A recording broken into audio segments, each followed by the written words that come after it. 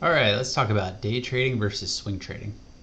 So just to review different timelines here. These are the different timelines that you would have for different styles of trade. In long-term investing, you could have very large time horizons of years to decades. Position trading, months to a year. Then swing trading.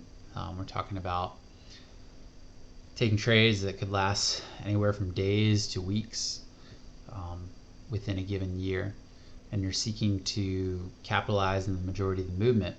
Day trading, you are here, you're trading within the span of one day, and you're making trades and closing them out within that same day. So it could be minutes to hours. So swing trading, as we said, large portion of the price movement. The capital can be any amount. If you have your capital in your account, you just trade and try to capitalize the majority of those movements. You don't, you can use leverage obviously if you want. It's just like, there's not as much of an impetus to do that if you want to, and as it is in day trading. Taxes, your taxes can be lower if a position is held for over a year. Day trading, you capitalize on price movements that happen during the day.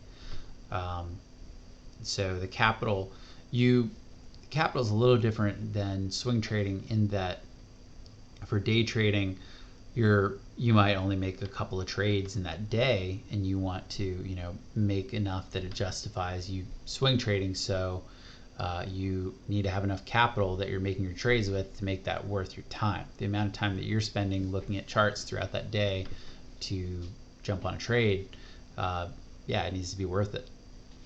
Taxes, your taxes will basically be at income tax rates for your returns. So whatever you're paying on your income taxes, and your essentially your gains in day trading would count as a sort of job.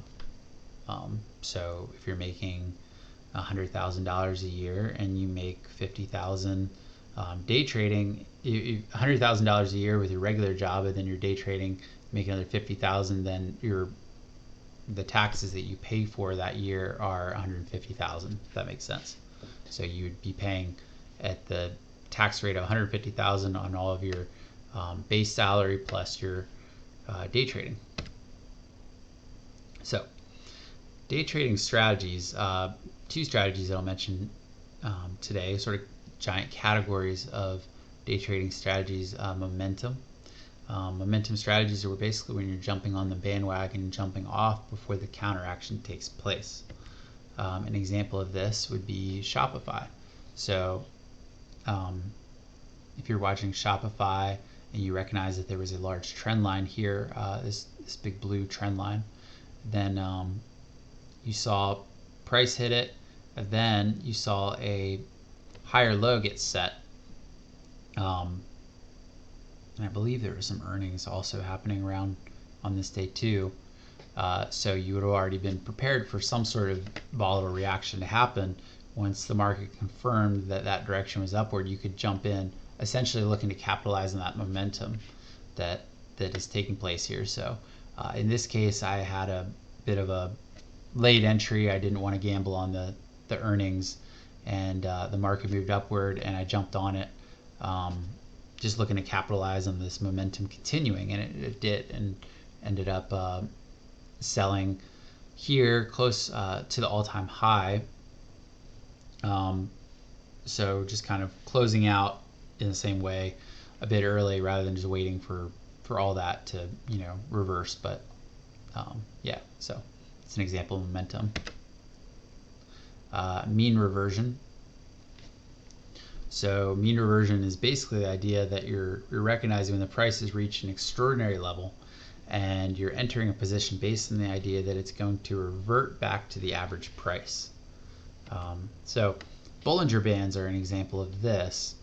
So Bollinger Bands, you see here, the Bollinger Band it's basically taking, if you're familiar with statistics, you would look at a probability distribution, and so like the normal distribution has a curve, a bell-shaped curve, in which the average point is in the middle of that curve, and then there's in the extremities like only 5% of occurrences happen out there.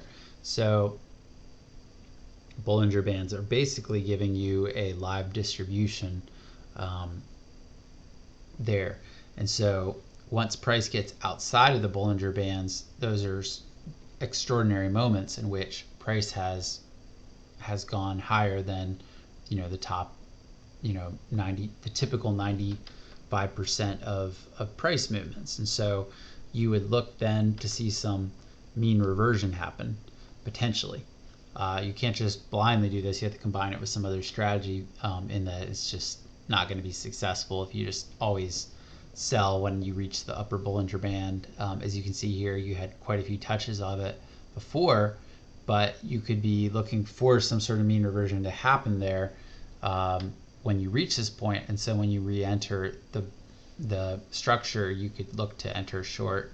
That'd be a bit early, and then, or you could enter at the point at which you set a lower low.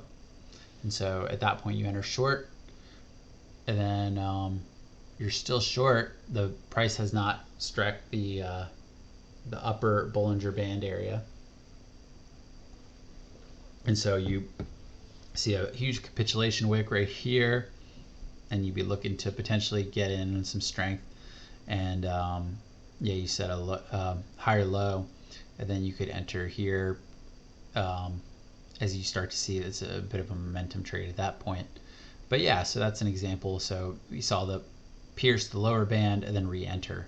That's a simple strategy of pierce the upper band, re-enter, as a sort of mean reversion strategy. Funding a day trading account. So first off, let's split this into 3 phases. First off, you want to have the initial funding, so you put your funds into the account.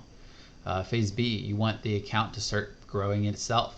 Essentially, if you are successful and able to day trade well, then you want your own returns to increase the size of the account rather than to just keep throwing funds into it from the outside. If you're not able to grow your account through your returns, then why are you even day trading? It means that you're essentially losing money. So I think that, especially if you're starting off early, you really want to focus on education. So you want to put a lot more of your time and your money towards education, and you trade just to kind of learn and educate yourself. That's important because having money on the line is an educating experience, and seeing what you can experience emotionally and how that makes your decisions different based on how your account's performing. If you're seeing yourself heavily in the red and that's $10,000 loss, you might be more tempted to sell than you would if you're just paper trading, even though you may know, hey, this is not the time to sell. There's pretty good chance that the risk is to the upside at this point, but you might sell because you're like, well, I can't lose any more money. So that's a helpful lesson to learn, and that happens when you're doing it with real money in phase B. But don't just keep taking your paycheck, putting it in your day trading account. Take your paycheck, put it in your day trading account. Like, if your day trading account isn't generating enough money in of itself, then don't keep funding it. Save that money for when your day trading account is successful. At that point, let's say you've doubled your investment, your initial investment. At that point, then you could say, all right, great, now I just need more cash to make these returns even bigger. And that would be phase C later, after proven performance. So in closing, when comparing day trading to swing trading, you want to consider your time. How much time do you have to look at charts, to make trades during the day? If you have a job that happens during the market hours, then you may not really be able to do that. So you may just need to consider more of a swing trading approach. Your style, there's just a very unique approach that day traders have. It can be a very adrenaline-filled experience to make trades and make money very quickly, and to lose money very quickly too. That is not suited for everybody. Not everybody is up for that.